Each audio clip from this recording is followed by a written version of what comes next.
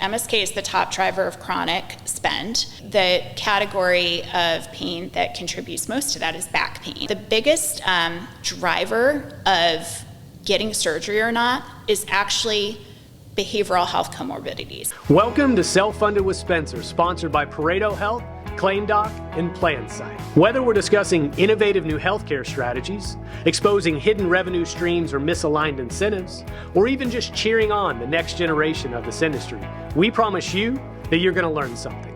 So thank you for joining us for another great conversation about the future of healthcare. I'm not saying get rid of surgery.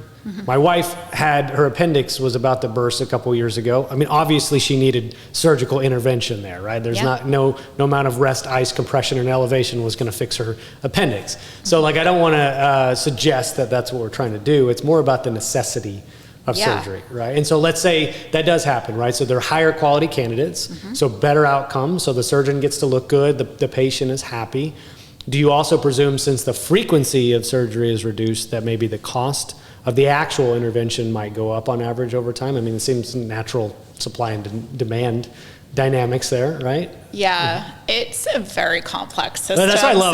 So I love the most complicated. Like, again, this is probably stuff we would be talking about at the end, but you and I have been talking for an hour. So why don't we'll start the podcast, and I'll save my super hard questions for later. So I'm here with Heidi Ojha, is how you say it, correct? And I didn't even ask you. I know you're the founder or co-founder, of Aware Health, and your role is actually CEO as well. Okay, cool. Probably should have covered those things in like the first question. But Heidi, I appreciate you coming down, and we're going to talk MSK today. Again, I covered that a few months ago, but I think it's one of those subjects that is become or has come on my radar recently, and then I'm like really starting to dig into it to understand its importance. So before we dig into your background, Heidi, why don't you tell us a little bit about what this conversation is going to be broadly today?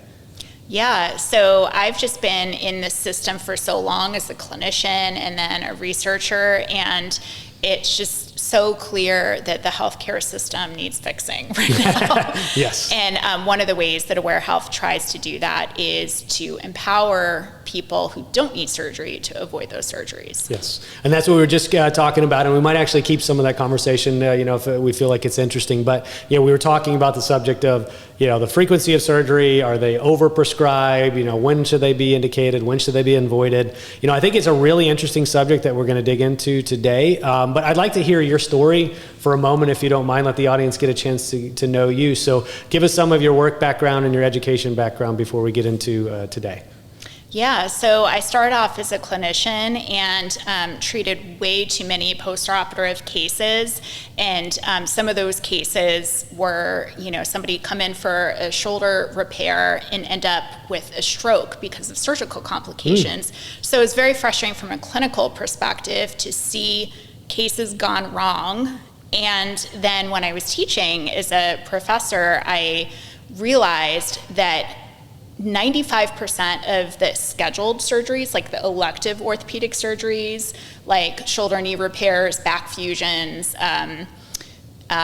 even some pelvic floor surgeries, if you look at the data in research where you're controlling for spontaneous recovery, which is like people that tend to get better over time, they're no more effective than doing nothing at all. Really?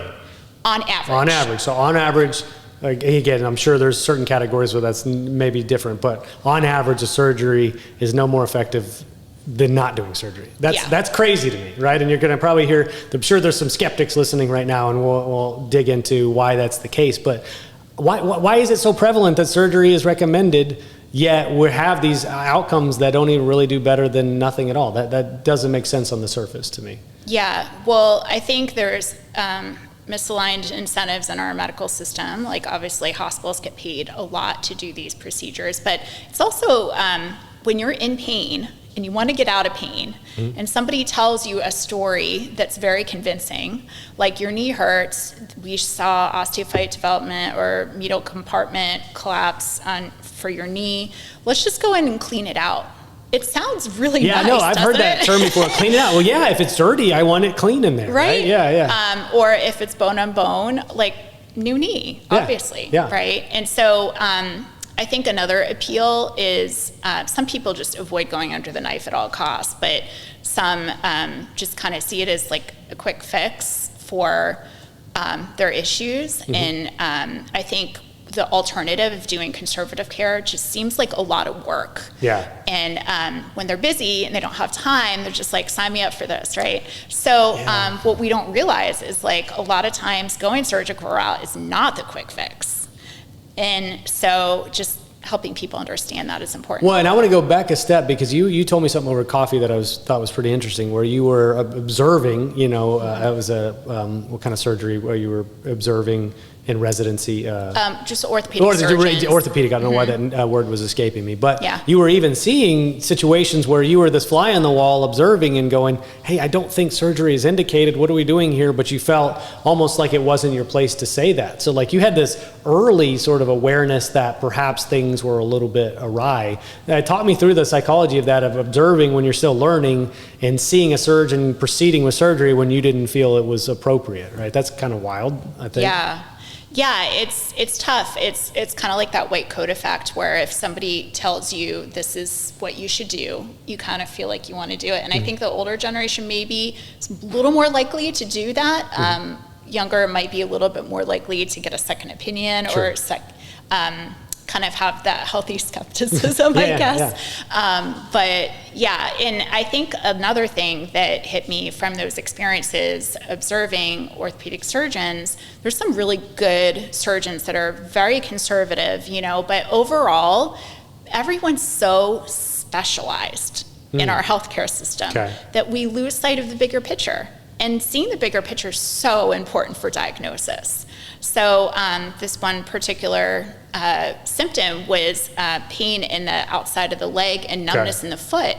And this patient saw a foot surgeon and ended up getting scheduled for surgery for their foot when I identified in my clinical exam I did right after that orthopedic surgeon that the pain was being referred from their low back. Okay. So it's like completely wrong diagnosis. Well, pain referred from the low back means it's originating or being sourced, or that's... Yeah, the nerves coming out of the back will refer pain down into the leg and cause numbness. So the physician effectively did surgery for the symptom, but not the root cause of the pain in the first place, right? Yeah, like the diagnosis was completely wrong. And then so what happens as a result? Obviously, you get foot surgery, but you don't necessarily get relief from the pain because it's coming from somewhere else. So what happens then? Oh, now do I need back surgery? Or, like that's got to be immensely frustrating to witness. Yep.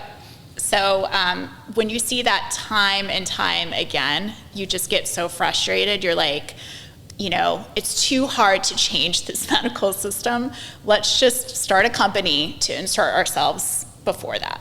Well, but it seems like you thought maybe the teaching route would be a way to influence that, or maybe whether you did that subconsciously or consciously, but what drove you to going into kind of a professorship after the residency? Or did you practice for a while? Maybe we skipped that. Yeah, so during academia, like when I was teaching as a professor, I was actually hired to start a faculty clinic in the hospital there.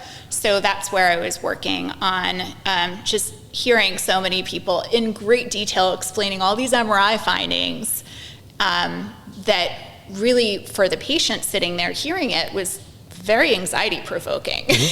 And then they would come to me for conservative care, and I would have to just educate them on like, that finding isn't important, this finding is very common in people your age, to basically spend all this additional time because the damage has already been done, where they're seeing an unnecessary image that's increasing anxiety. So it's so hard to change the system when you're in it. Yeah. So starting a company where you're just doing it the right way and putting some cases on the route of going through insurance, because some cases really need to be there. Yeah, absolutely. But 90+% of them do not need to be. And so we're trying to manage that in a virtual setting so they don't need to go through their plan. Pareto Health is the manager of the largest employee benefits group captive in the United States. And it's also now the main sponsor of the Self-Funded with Spencer podcast. I chose to partner with Pareto Health for three main reasons. Number one, their dedication to improving the world of health benefits. Number two, their mission to reduce volatility and to make self-funding simple for mid-sized employers. And number three, the strength and scale of their program. With over 2,300 member groups and more than $1 billion of stop-loss premium under management, Pareto Health is the most robust solution of its kind in the country, period. Stay tuned for more information because I'm sure I'll be featuring them on an episode of the podcast very soon. Visit Pareto Health at paretohealth.com or follow them on LinkedIn to stay up to date on the latest news and developments. Well, and you even use the word conservative care. It almost seems like a qualifier that shouldn't be necessary because it's just care at the end of the day. It's just starting earlier or starting with minimally invasive types of, what do you say, procedures and or treatments rather than going all the way to the end, because surgery really should be the last result in a lot of situations, but it seems like we jump really, really far ahead. And so I wouldn't even label that conservative. I would just say that's misguided or overzealous care, whatever you want to say, but that shouldn't be the starting point for most of these conversations. Agreed, because when you're in a lot of pain, I think the tendency is like, I need the best diagnosis out there. Right. And they'll see a billboard with like, oh, they're the surgeon for the sports team, and then they'll go that direction. But, surgeons basically diagnose to the point of like, are they a surgical candidate or not? And if they're not a surgical candidate, they're going to send through other options and then go to surgery after those other options don't work out. But I think who you really want to see if you're in pain is a specialist in non-surgical care, not surgical care. Not because surgery. That's the first step. And you can take a very comprehensive history, objective exam, and get to the root causes of the problem, whereas that's not the way that you'll receive the examination if you go surgical route from the beginning. Well, and that's what I look at surgery, right? And having been a college athlete, I won't tell these stories again, but I can tell you there are situations where surgery was basically the immediate recommendation because of some complaint of pain. And I don't know what should have been done prior to that, right? Maybe we start some very, very basic physical therapy with our athletic trainer and that didn't work. I'm still in pain. And so, okay, next step is surgery. And I just look at that and go, now that I know what I know today, and plus you realize when you have surgery, that means they're cutting you open or some form and something's being removed or something's being repaired, or maybe a device is being added, but your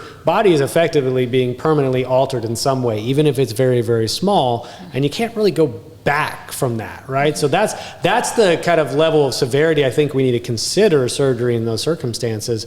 Like you will be changed effectively permanently after this. So are we sure, let's at least be sure that this is the right choice. So once you got through academia, like when was that moment in time like where you really realized if I have to solve this, I'm going to have to do it myself and let's go start this thing? Was there an aha? Was it a combination of things? How did we get here to where Aware Health was created?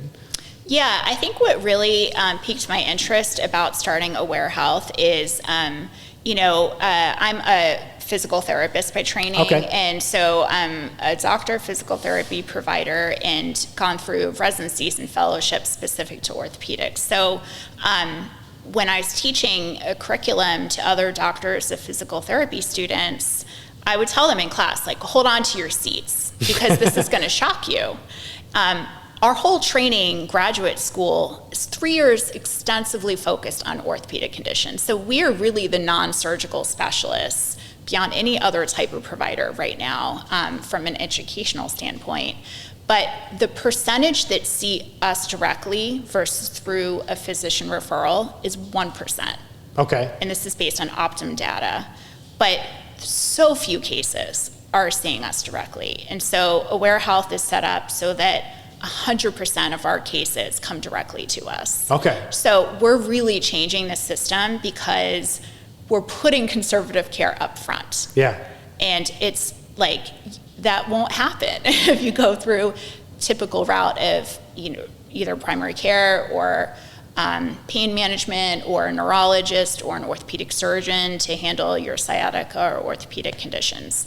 So, well, even patient directed, right? If I think I sprained my ankle, right, as an example, or a skateboarding accident, or I was playing soccer this weekend and I got stepped on, like if I think it's severe enough, I might myself go, well, I need to go to the emergency room to get an image. Like I'm going to skip ahead myself because that's kind of how we've been trained. Yeah. And so it's not even just retraining the actual providers, but it's retraining the patients or the consumers as well. That's true. I think like people's time is so important, right? We all have a limited amount of time to get everything done. And so the trip to the ER just is wastes a lot of time. It's cost too, but it wastes a lot of time. Well, it wastes a lot of time, it wastes a lot of money, and probably in most situations, or many situations, I don't want to say most because that's unfair, probably wasn't necessary, right? If you'd just been patient or just waited it out a day to go to see your primary care physician or the urgent care the next day. But I want to paint the picture, right? Because I still think this category of MSK is not seen from my side of the table, the self-insurance side, you know, the provider, not provider, excuse me, but the consultant side, the vendor side, where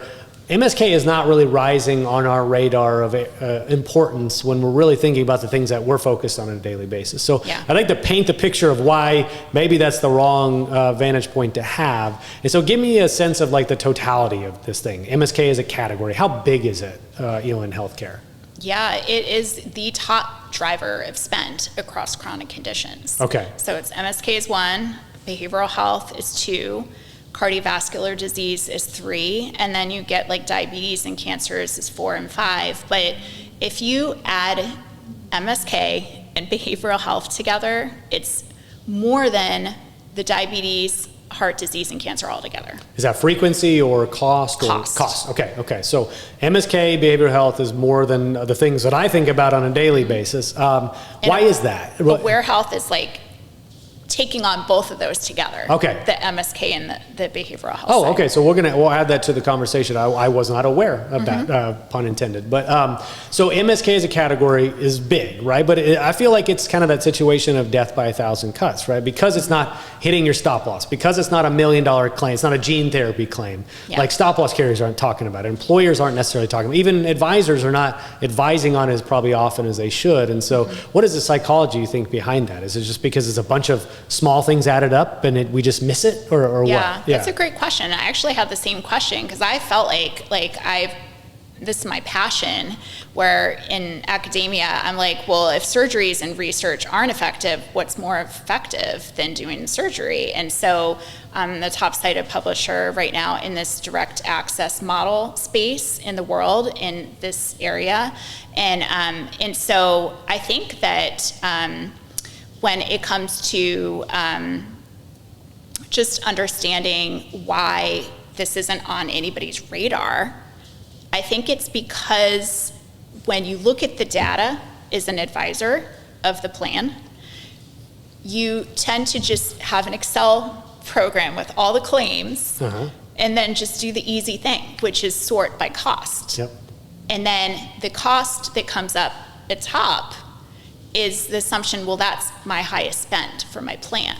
But you can't look at it that way, because infusions and heart surgery will always be at the top in terms of total claim cost. Okay. But if you add up all the other middle-sized claims or surgeries that maybe aren't, per claim as expensive as the infusions and the open heart surgeries, then all of those medium-sized claims are going to add up to a lot more than the top claims, where it's really affecting only 1% of the population when it comes to like cancer, for example. Yeah, and I think it's that entire episode of care, right? And then it's like you said, it's a bunch of these medium, if even small claims that all add up over the course of treatment or over the course of a year that do rise to the level of being significant. And so you were talking to me off camera about stop loss and how a stop loss carrier would think of this. And I'm saying this is one of those things that, yes, you probably will prevent some catastrophic claims, so very large singular claims from happening. However, what you're really doing is driving that middle, which is where maybe it's not showing up on the radar of the risk-bearing entity like a stop-loss carrier, but the employer is going to notice it. If you save them 10 or 15 or 20% on their overall plan spend throughout the course of the year, I mean, for some of these employers, we're talking literally millions of dollars. Yeah. But because it's all a bunch of little things added up to a big total, they might miss it. It's almost like missing the forest for the trees, right? Yep. Exactly. Yeah. And so if you have a stop loss of, say, 100,000, probably the most expensive surgery is back fusion. That's going to be about $100,000. So, if your stop loss is high, then your group is paying out of their company's bottom line all the way up until that stop loss. Yeah, the employer's paying for it at the end of the day. And I think that was that mindset shift that I was describing to you, especially when you leave an environment of fully insured where you're used to just paying a premium dollar out and not really considering what that dollar is going to cover. Whereas when you're self-insured and you break those things apart, the majority of your spend is this variable component called claims. Well, guess what? That's also the biggest opportunity you have to actually save money as well. And so now we need to grow their level of awareness of how they can actually control those things and impact that, which is your bottom line. And oh, by the way, the insurance side will actually follow suit if you drive down costs, right? So it's just a different vantage point that they need to be looking at this. But let's draw some context. Let's literally drill down into Aware. So first off, Aware Health, if you were to say it does this, if you go to an employer or a consultant, what are the 2 or 3 things that you're really hammering home to them of what you can do for that group? Yeah, so I think advisors typically look at the problem. Good advisors are aware of the MSK problem of their group. Sometimes they need to see their own data to really believe it's a problem for their individual group.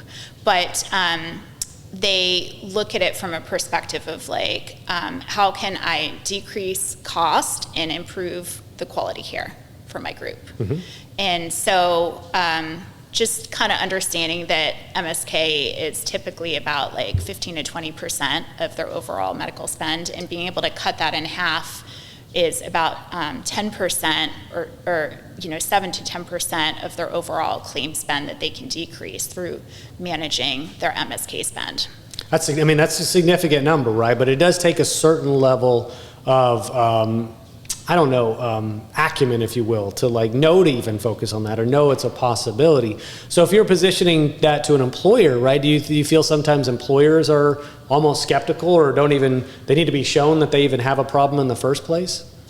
I think, advisors... Or is it employers bringing it to the advisors' attention often? Usually advisors bring it to the employers. Okay. I think, employers, being one myself, it is crazy running a business. Like you are just managing so many different things.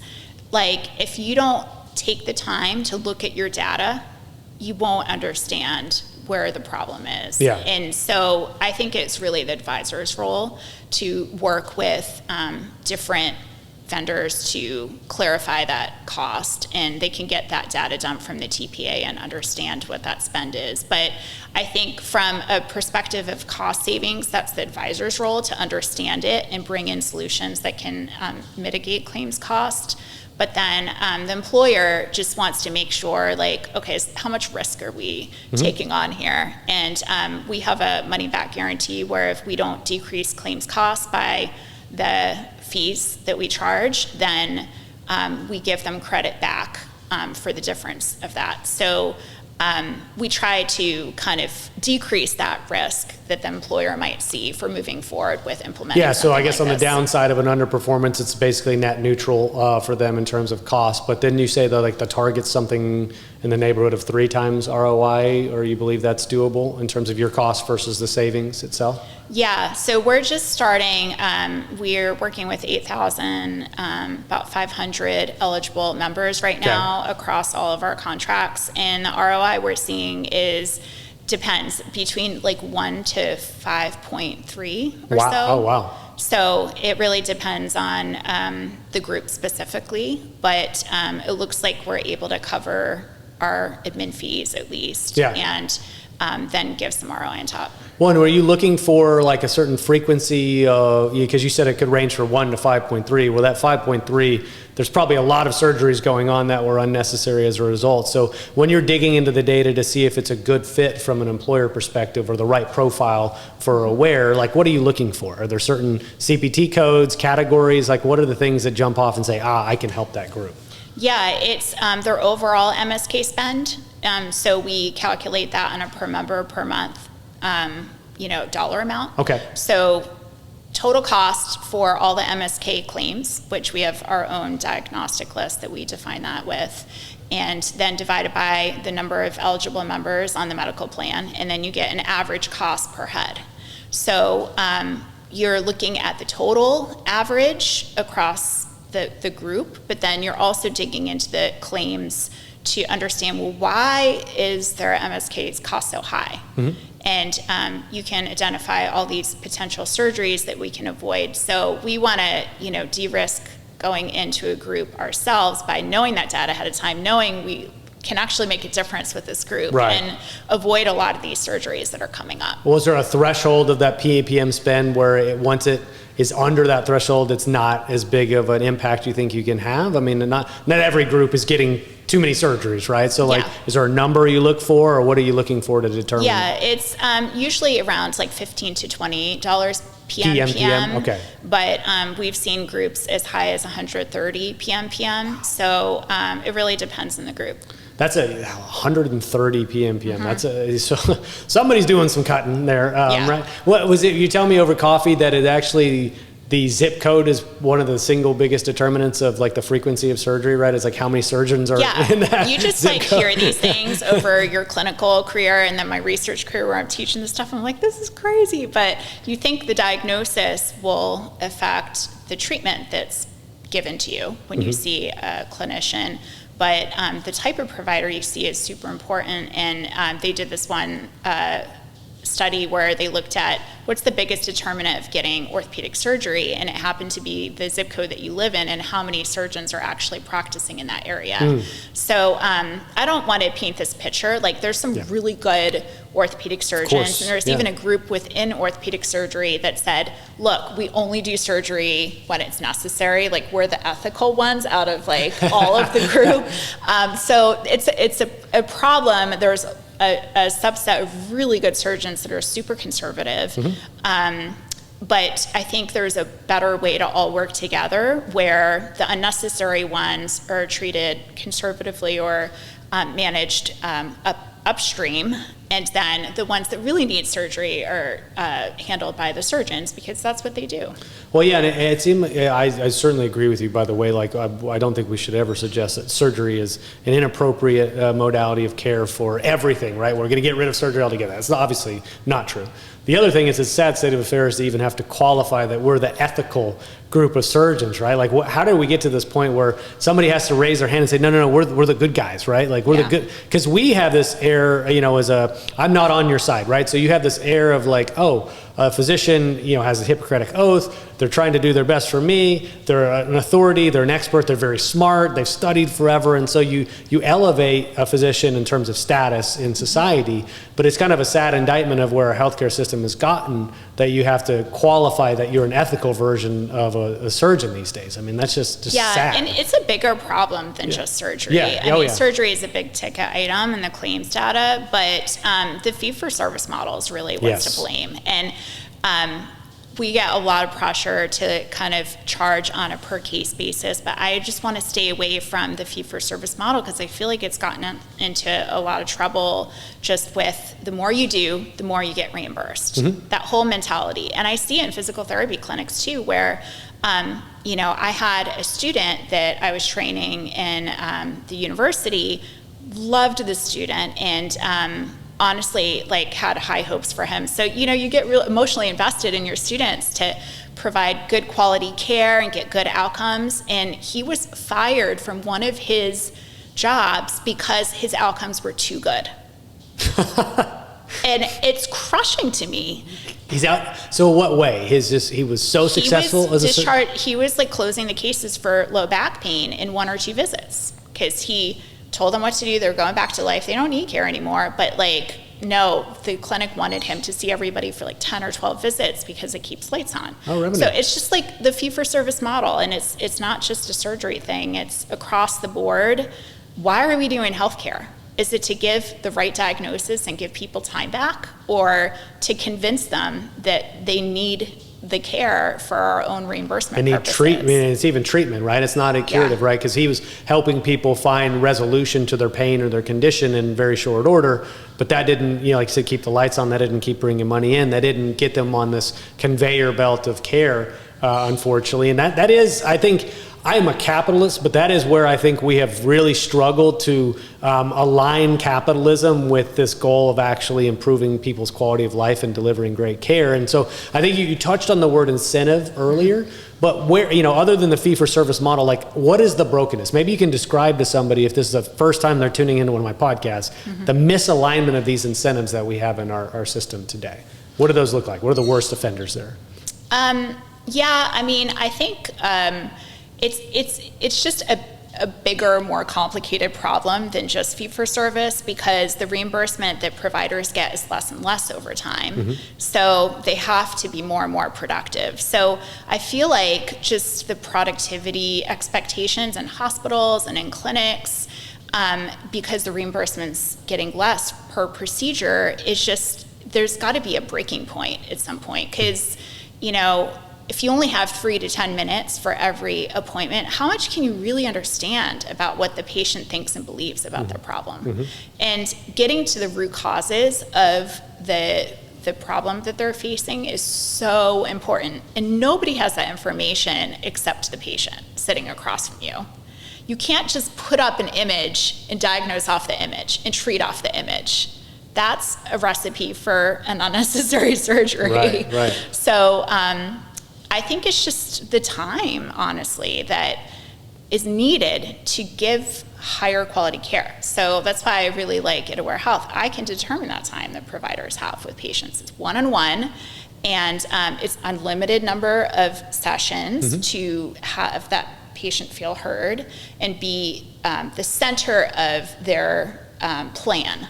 So they're the center of giving us information for their diagnosis, and then they co-create the plan with us based on the root causes of the problem. So it's very different from a, white coat, I'm gonna tell you your problem, I'm gonna fix you mentality. It's like we're more of like a coach in having that patient What seems lay out more their collaborative in nature, right? Rather than being dictated down to a patient that's supposed to trust this authority figure. And again, I feel like I don't want to bash too much a physician. It's coming across that way, and I'm trying to couch myself because I don't feel that way. I think it's more the system that we inhabit, system. right? It's not the it's not provider, the people, the physician, the surgeon. It's not the physical therapist. It's the system where it's just pushing productivity, and it's moved us, in my opinion, further away from health versus closer to delivering good health care. Yeah, and that corollary you drew earlier with the direct primary care being similar in nature, right? Because as you take that fee-for-service exchange with those misaligned incentives, you turn it into a predictable PEPM or PMPM model, where then now you have adequate revenue to, no matter what the treatment protocol is or the time that's spent with each patient, the volume that comes in, it's covered on a fixed cost basis, and so you take away that incentive to drive people through the system instead. And I think that's a really nice connection point. I think DPC plus an MSK solution like this would be a pretty powerful combination of solutions to control a lot of the plan spend.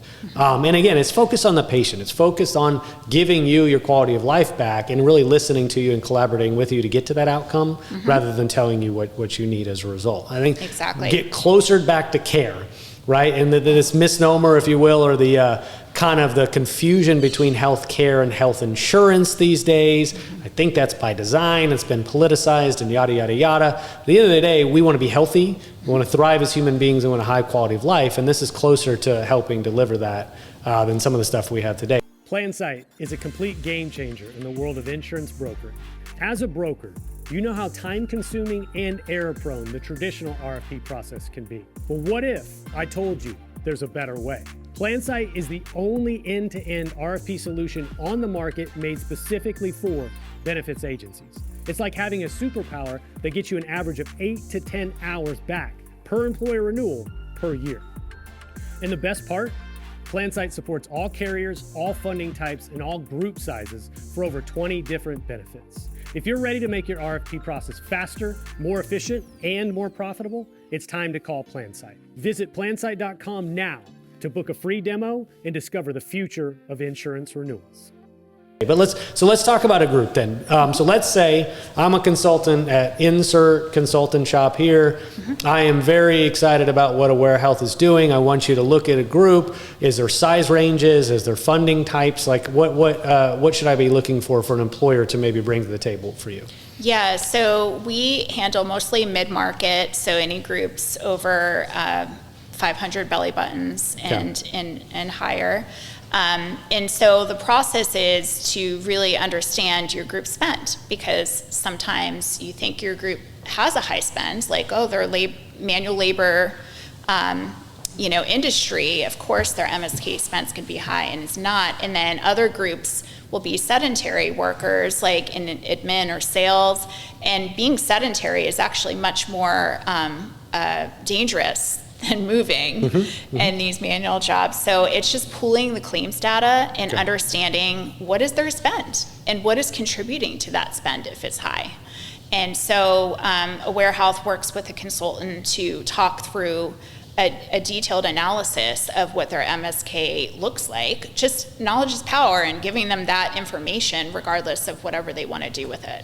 And you said you used to look at fully insured groups but kind of avoid those now, right? Or it's because it's too hard to get claims data or too hard to determine, you know, what their significance of their claim spend is on MSK? Yeah, I mean, what we're trying to build is this diagnostic system that's super accurate without the cost to the plan.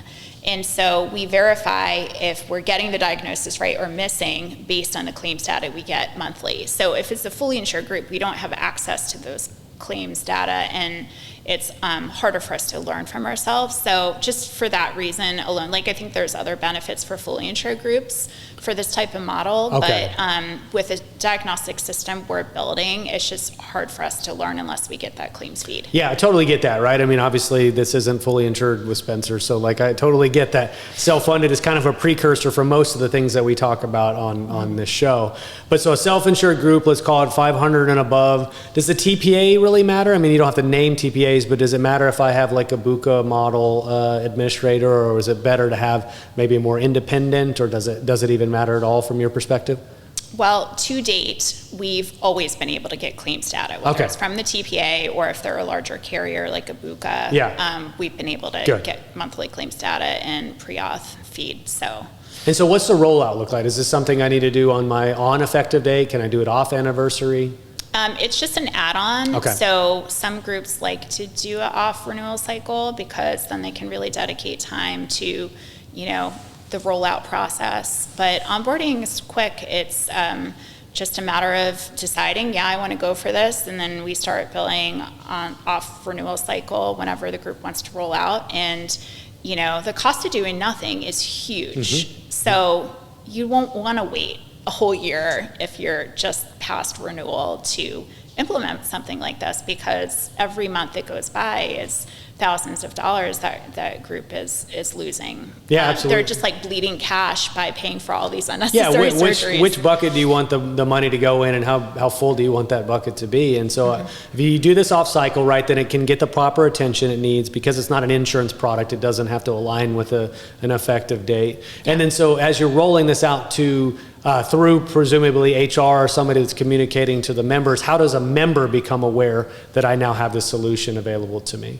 You would think it's just the onboarding, but it's not. It's like you have to constantly keep Aware Health front of mind across the whole member group. Otherwise, when they have an 8 out of 10 back pain where they want to take an ambulance to the ER, they're not going to remember you. And so we do multiple onboarding events.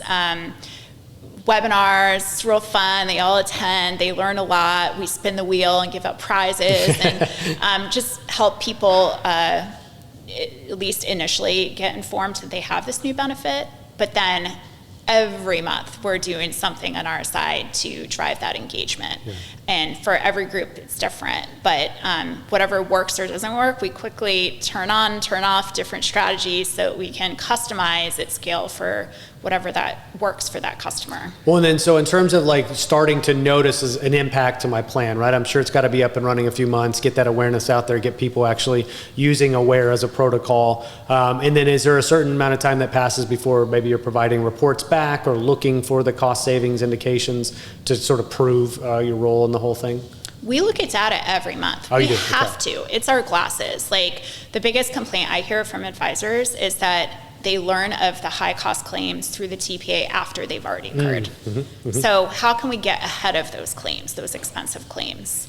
And so we're looking at the data every single month, which cases are at high risk for surgery, which ones did we miss a diagnosis and then a fracture comes up later on that maybe our system didn't catch. How can we iterate on our algorithms up front so that we are, the most accurate diagnostic system out there? So we use that claims data. It's super important.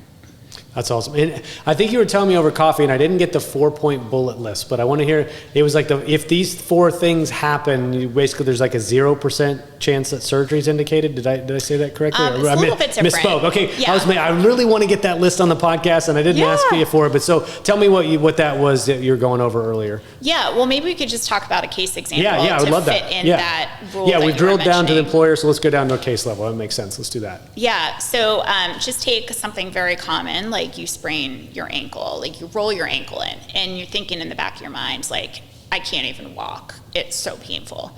I think I fractured something. So urgent care ER would be the logical next step, right? But with the same day availability in our platform, they can call in or just schedule through the link to get a same day appointment with a provider. And what we do is we have algorithms for every body region based on the highest published research to date.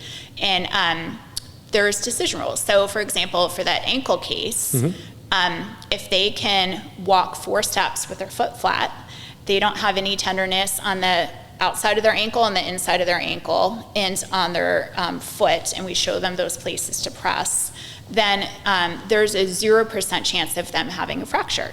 So within a 25-minute call, without going to the emergency room and incurring that additional cost, but also their time, they can get a quick answer. So, 80 to 100% of the time, images are ordered depending on which provider you go to. So like orthopedic surgeons won't even see the patient unless they have an image usually, in my cases that I've seen. Okay. But we've needed to image only 3 to 5% of our cases that come in.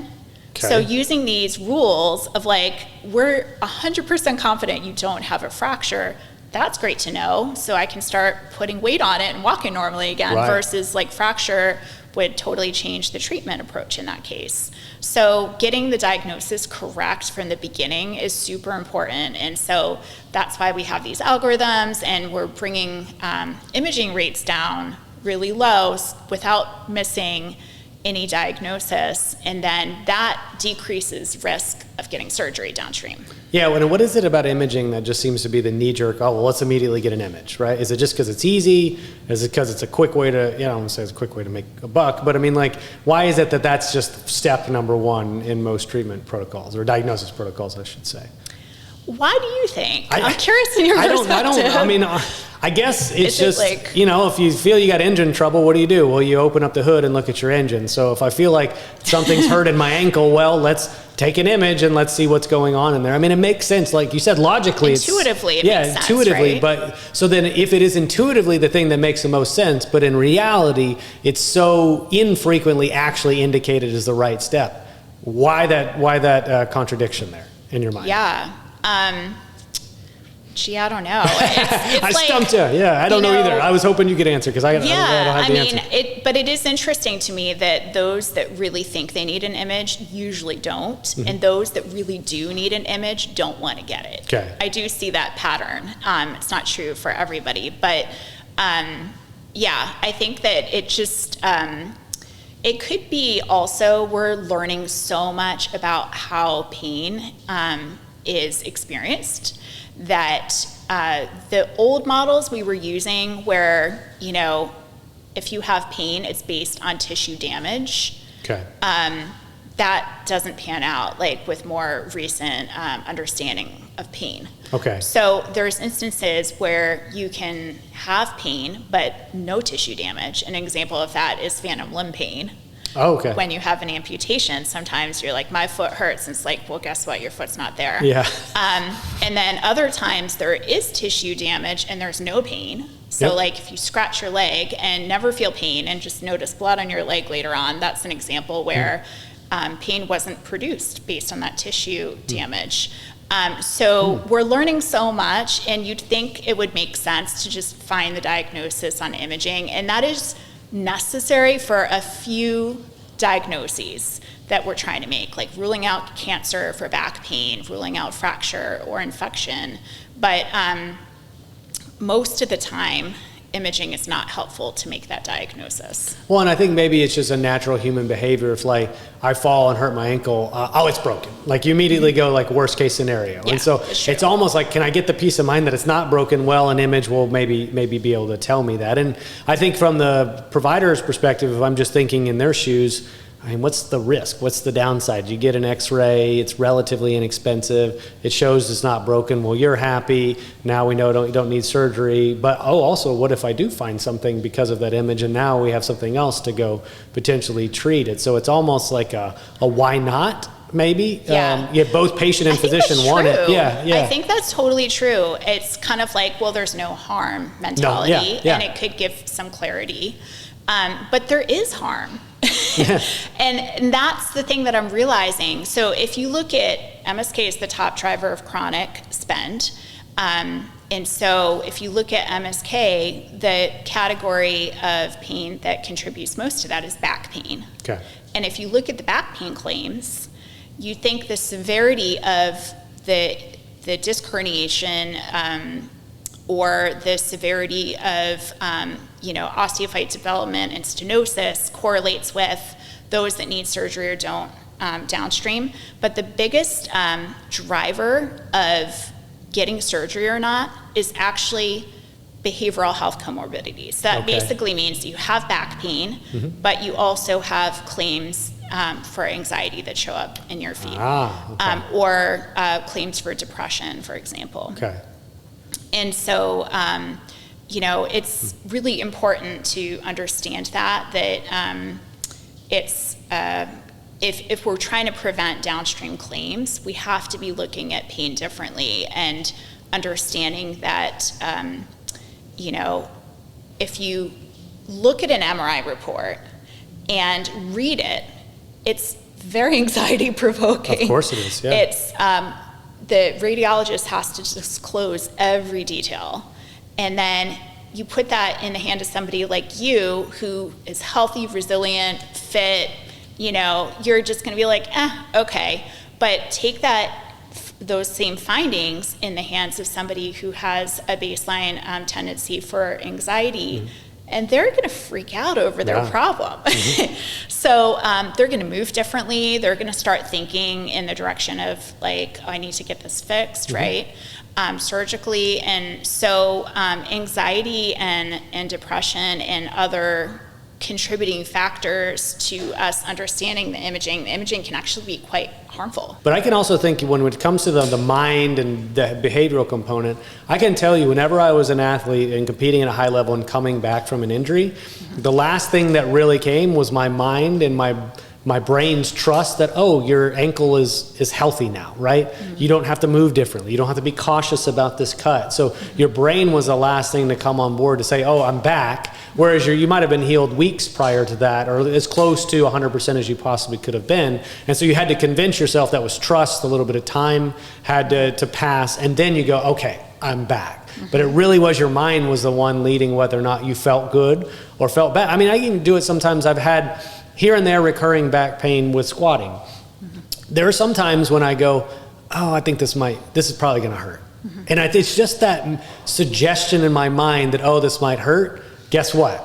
More often than not, I'm proven right. Whereas if I just didn't think about it and I did all my warm-ups and my prehab and then I go into it, I'm not gonna get hurt because the movement pattern is predictable. But my brain is telling me, that's probably gonna hurt. How much of that's actually going on in human beings? And so I'm glad you guys are layering in a behavioral component. So what is the treatment of if I have a potential injury, but I also have anxiety that's exacerbating my concerns of the injury, how are you guys helping treat kind of the mental health component as well? Yeah, well, just understand also that, even if you don't have claims to deal with anxiety as a comorbidity to the back problem, everybody has concerns about their pain. So, there's a whole spectrum with catastrophizing or anxiety or whatever, but people are generally concerned when they have 8 out of 10 pain or 9 out of 10 pain, right? And so, I think there's a lot of times we'll just self-label, and that self-labeling is so, it's almost like self-fulfilling prophecy. Yes, it is. Yeah, absolutely. If you squat and get back pain, some people just be like, that's strange. or maybe they like the pain the next day and they're like, oh, I got a good workout, you know? And then some people will be like, I have a back problem, like, you know, and put that label on themselves. So every time they squat or lift, they're gonna like think about their back or keep their back straight. We know now that, you know, bending your knees and keeping your back straight is actually putting you at more risk for developing back pain in the future instead of less.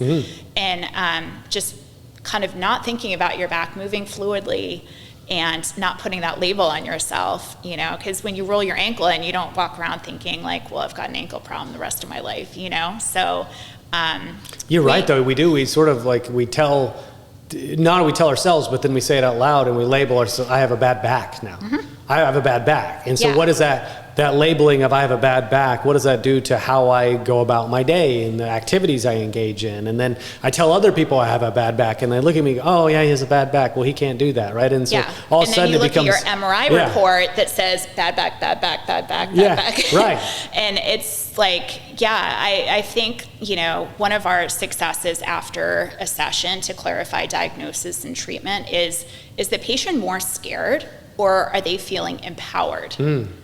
And I think, you know, oftentimes when these cases go through the traditional system, they're really scared after hearing their diagnosis. But there's a way of explaining, like, look, you don't have cancer causing your back pain. You don't have nerve involvement. Even though the pain's like 8 or 9 out of 10, this is like a simple problem that we expect to get better in the next 3 to 4 weeks on its own without you doing anything. And just like that reassurance or that peace of mind is so important. And, you know, I feel like that's the missing piece a lot in the traditional system. Well, and how powerful is just that suggestion alone? Hey, we think this is going to resolve itself in the next couple of weeks. When my mind, I've already thought, okay, well, if I just am patient, I know I'm in pain now, but my doctor said, or my care coordinator, or whatever you want to call it, says, hey, it's probably going to resolve itself. Well, okay, I'm thinking down the stream and I'm looking for it actually to resolve itself in the next couple of weeks. Of course, that isn't always the case, but just having that seed planted in my mind that's a probable outcome in the future without doing anything, I go, okay, I guess I'm going to be fine, right? Yeah. And just a case in point, like, we're terrible at doing that in the traditional system. Like, I heard this story when I was going through my Techstar accelerator to launch this company. She had like a back strain, like local pain. It was only a week or 2 old, so acute low back pain, which is the best prognosis that you can have. You know, if she did nothing and just forgot she had the pain, she probably would have just gotten better really fast. But when she went into the medical system, they ordered an MRI, they prescribed her opioids, told her that this is unlikely to go away unless she treats this. And like, it paved this pathway of like a longer bout of back pain. And so it's like, that was a complete mismatch in my mind of what she needed and what she was given. So we're trying to move more towards a stepped approach where, you know, keep the simple cases simple and then screen for the high risk cases and bring down their risk from complex to simple. And so just like, and that comes from a lot of reassurance and empowerment, but also screening for the cases that do need imaging and do need immediate surgery. So there are those indications where we send somebody straight to surgery. Of course, So well, if my bone's sticking out of my leg, you probably say, hey, you need surgery. Chances are, right? But I get where you're going, and what I really think is, like, when you start thinking about sort of optimizing this ecosystem of solutions, what you're looking for is solutions that either expand the pie or take everybody that's operating within that pie and improve the overall outcomes for them. So when I think of the employer, I think of the patient, I think of the physician, and even the consultant who's maybe making this recommendation. If and when it works, and the presumption this is going to work more often than not, which is why you have that guarantee, then that means everybody's benefiting as a result. Nobody's being taken away from. Not to take us on a tangent, but my company, Pareto, most people think 80-20 principle. The story is, it's actually Pareto optimality principle. It's this economic theory where if you have this state and you have an allocation of resources, the resources are optimally allocated. And if you take away from somebody, or give to somebody, it actually is to the detriment of somebody else. And so it's reached this equilibrium where everybody is at maximum benefit. It doesn't mean it's perfect, but everybody's at maximum benefit. And I see something like this kind of fitting within that mindset of, right, it's like everybody is achieving maximal outcomes with the inclusion of this solution instead, right? ClaimDoc is a medical claim auditing and member advocacy company. We provide fiduciary services to employer-sponsored benefit plans and allowing them to create an environment where we ensure that the benefit plans are being charged in a fair and reasonable basis. My business is basically people, and it become a real simple transition. We thought it was going to be far more complex. I've saved, we'll say, hundreds of thousands of dollars. I could not say enough about ClaimDoc. So I love things like this. I almost want to be convinced I'm wrong about it, but when some stuff comes like this to the table, I'm going, well, like, duh. Yeah. Obviously, yeah. I think that's a good point, though. Yeah. Like, it's optimizing, and like, it's not a perfect system. And I don't want anything I say to suggest that Right. we've figured it all out, you Right. know? So the system just needs frequent iteration. Like, we have to keep on assessing, is this, did we diagnose correctly? Do we need to change our algorithms? Do we, categorize somebody as being more low risk, but they actually ended up being high risk and needing a higher level of care? Like, how can we be learning from what we're doing to constantly improve, to ultimately, decrease the maximum number of unnecessary surgeries, but also deliver really high quality care that leaves people feeling empowered and wanting to live more and not afraid of pain in their life. Yeah. Because when you go through a traditional system, if you have pain, everyone's scared of that. The patient, the provider, it's like, well, if it hurts, just don't do it. Just don't do whatever caused that for a number of weeks until the pain subsides. And so, our approach is like, there's a million ways to move. Withdrawing from your activity and resting is so harmful to our system. Like, our tissues need to be stretched and loaded to heal.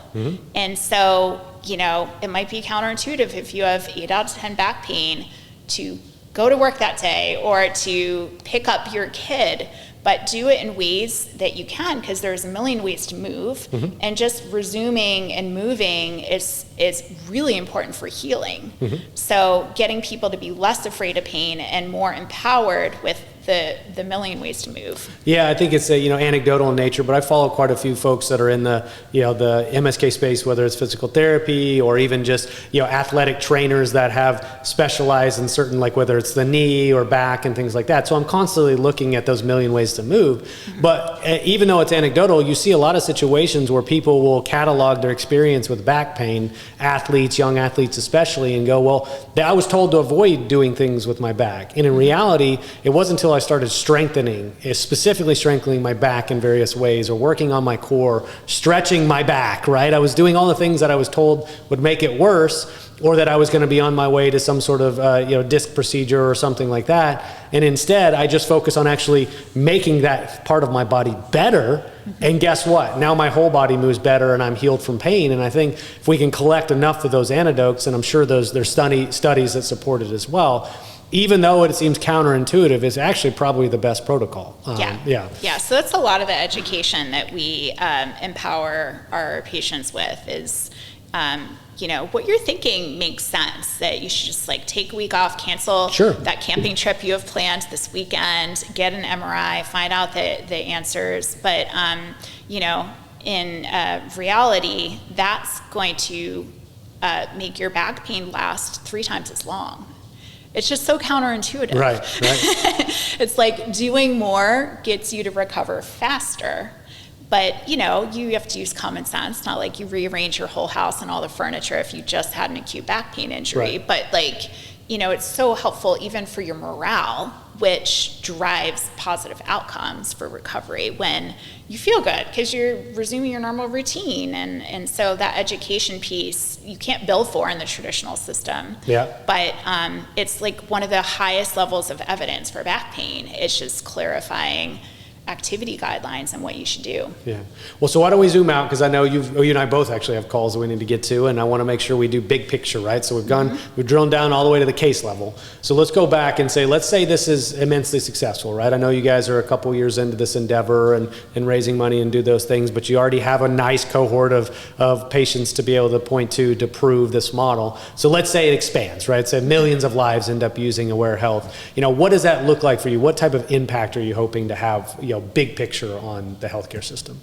Yeah, we're just trying to avoid as many unnecessary surgeries, because I think advisors are really wanting to reduce the plan spend and deliver higher quality care so we can avoid the risk and put that money back into the company's bottom line. So we're just really focused on counting surgeries and getting to a point where we're avoiding like 500,000 unnecessary surgeries. I can't imagine what the dollar amount of savings would be. It's in the billions of dollars, I presume, if that's the case, right? And I just look at so much unnecessary spend in our system, whether it's middlemen or women, right, or people that are intermediaries, or whether it's the lack of necessity on surgery, whether it's the third-party payer model, which has these opaque kind of contracts with the providers. I mean, you can point to a million different things, but ultimately at the end of the day, you have to pick your lane. Like, which thing can I solve? Which thing can I influence? And so I'm so glad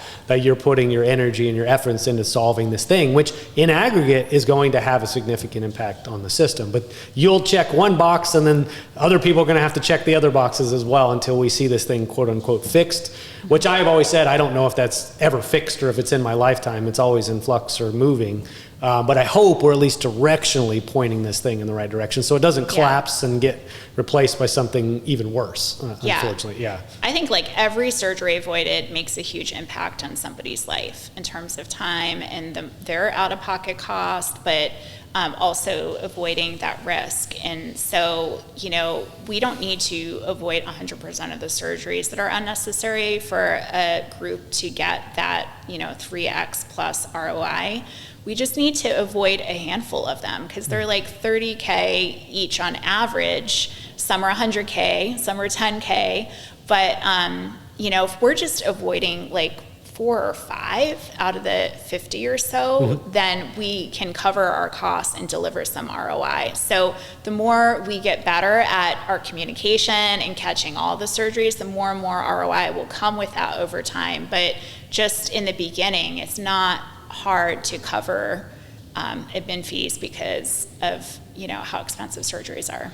Well, Heidi, I really appreciate the efforts to come down. I know we've got some meetings lined up as well, so I hope those are beneficial to you and Aware Health as well. But I wish you luck. Please tell Jamie thanks so much for coordinating this, and then hopefully in a year or two we'll come back and kind of pick back up and see where things have progressed to. But good luck, and we'll talk soon. Sounds great. Thanks so much, Spencer. Bye.